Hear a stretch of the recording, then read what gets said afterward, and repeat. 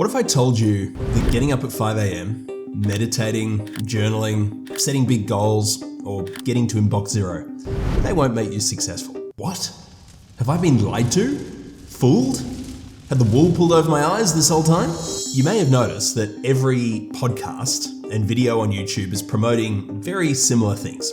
Hack your calendar, use this app, batch your time, surround yourself with the right people, build a following, use these AI tools. The truth is that the top 1% of successful people on the planet are in the top 1% not because they're following the advice of the average productivity guru or influencer on YouTube. As Mark Manson, author of The Subtle Art of Not Giving a Fuck, puts it, to achieve extraordinary success, you need to A, have a contrarian idea, B, be correct about that idea, and C, be relentlessly good at executing on that idea in order to achieve abnormal success. So it begs the question, how do you develop the muscle of contrarian thinking and behaving? Well, in this video, I'm going to share 7 contrarian habits that some of the most successful innovators, inventors, and icons of history have used in order to achieve abnormal outcomes.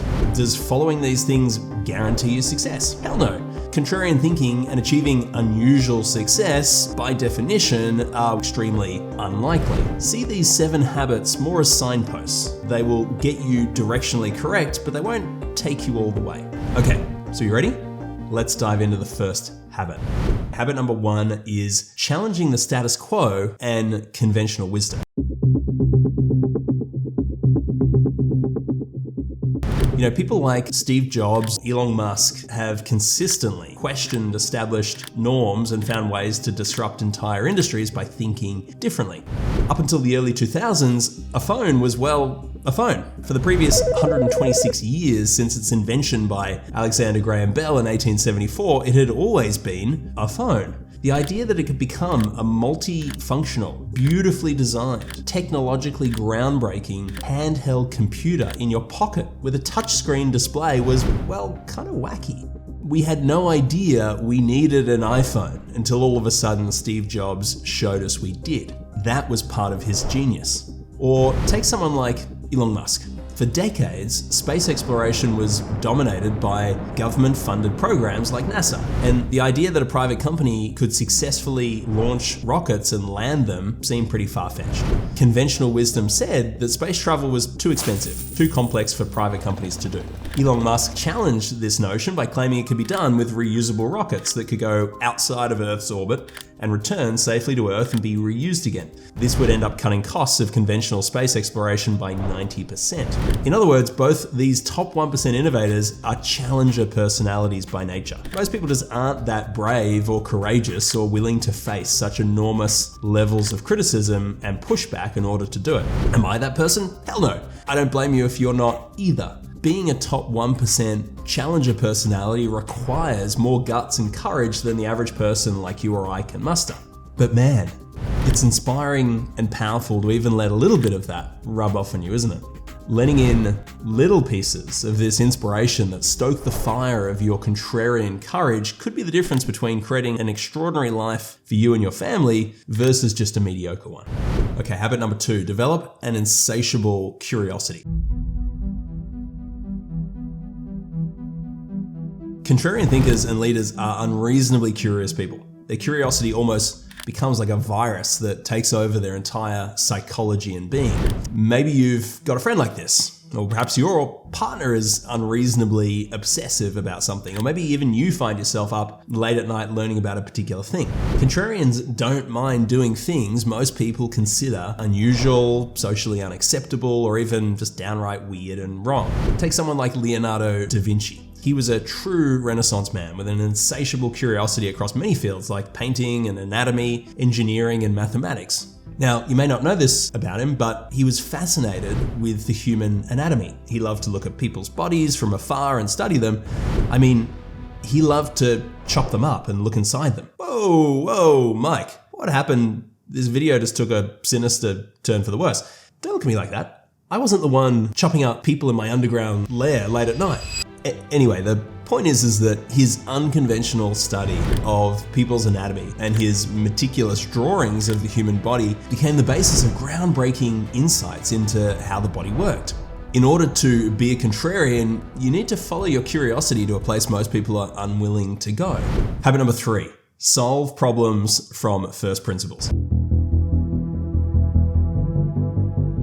Thinking from first principles means breaking down complex problems into their most basic, fundamental components.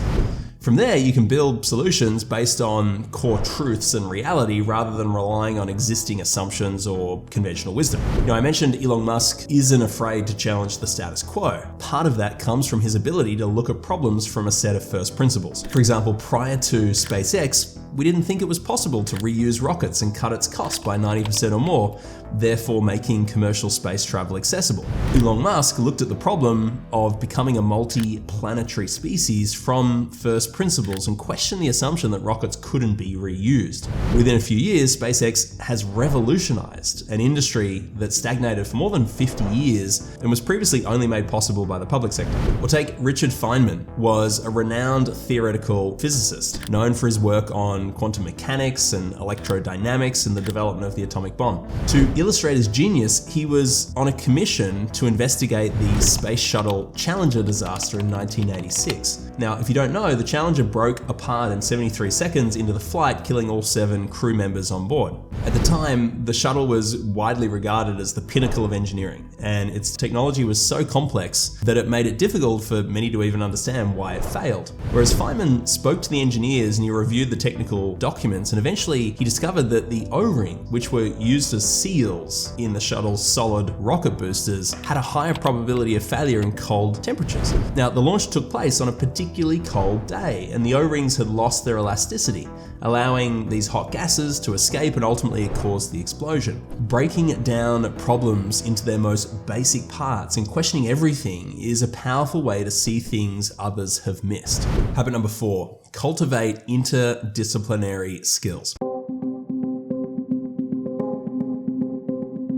Look, I get it. There's just not enough time in the day as it is. You barely get enough time to study and master one domain of expertise, let alone multiple at the same time.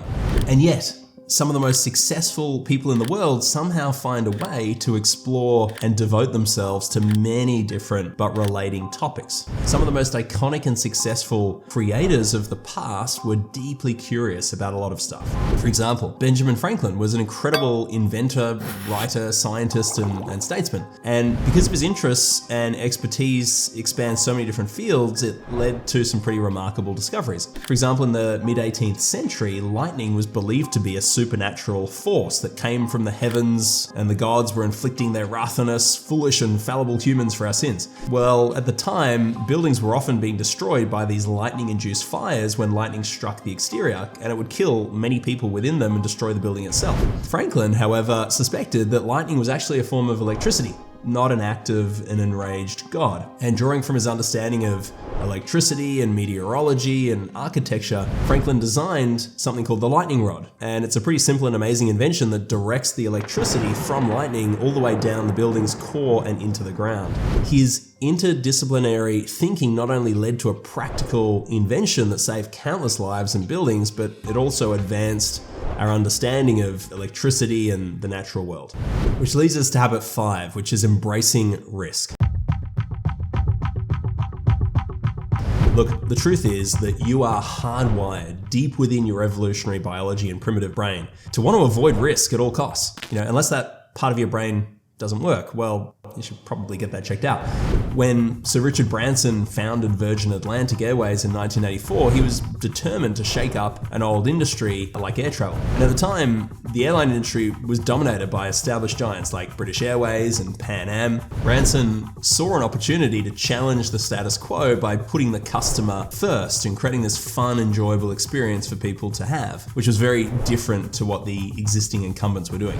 Now, launching an airline was a massive risk, right? Requiring crazy financial investment, overcoming nearly impossible to overcome regulatory hurdles, and despite the odds, he ended up leasing a single Boeing 747 and started operations with a single route between London and New York. From navigating dirty tricks campaigns he received from BA to pulling off a few of his own clever stunts to get attention, Virgin Atlantic Airways quickly won over consumers with its customer-centric approach. Ultimately, you need to be willing to delay gratification, sacrifice short-term gains, and focus on the long term.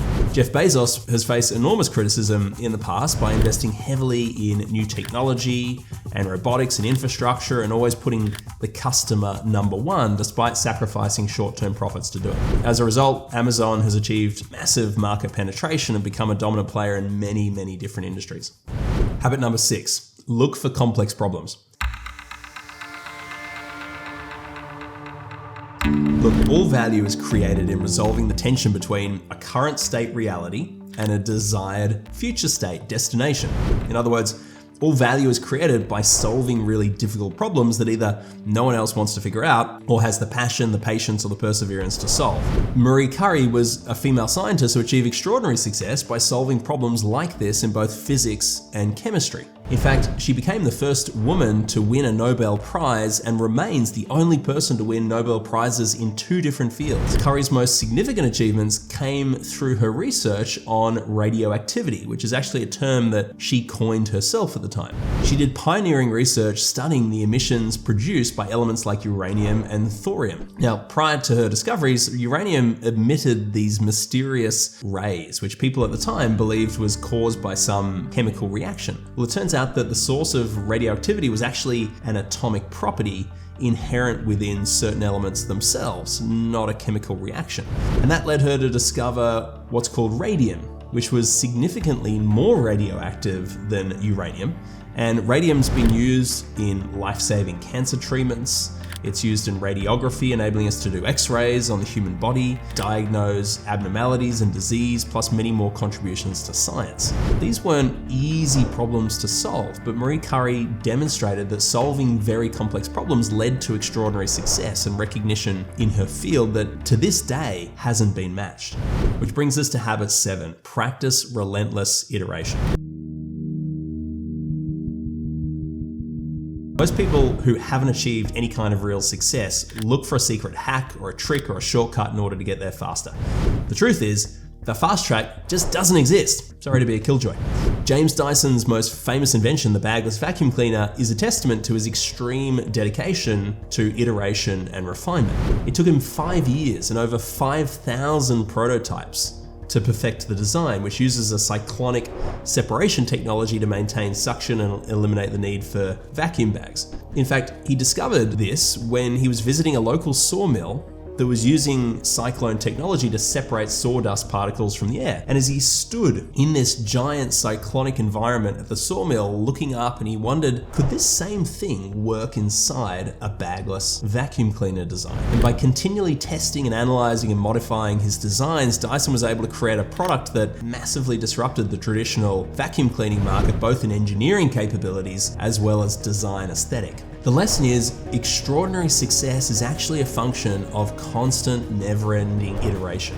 Like a single-cell organism, dividing and separating into multiple cells and then going through trillions of iterations of this process, all the way to tissues and organs forming into ultimately becoming a human being, nothing extraordinary was ever created without iteration. And that includes you. Yes, you watching this. You are an extraordinary creation of the iterative process of evolution too. And hopefully these 7 contrarian habits of successful people give you a series of signposts to follow on your quest to creating a more extraordinary life and creating more extraordinary success. Remember, abnormal success requires, by definition, doing things 99% of people won't do. Will you have fears, self-doubts, face extraordinary peer pressure to back down or be ostracized from your closest friends and families and peers? But that's par for the course. You need to be willing to go further with your ideas than 99% of people are willing to go. Remember, look out for the secrets you discover about the world along your journey that most others have overlooked. Grab hold of these ideas, execute on them relentlessly, and let the power of these 7 habits take effect. Until next time, thanks so much for watching. And if you enjoyed this video, smash the like button, subscribe to the channel. If you liked this video, then I highly recommend check out this next one on hacking confidence, and I'll see you in the next video. Until next time, peace.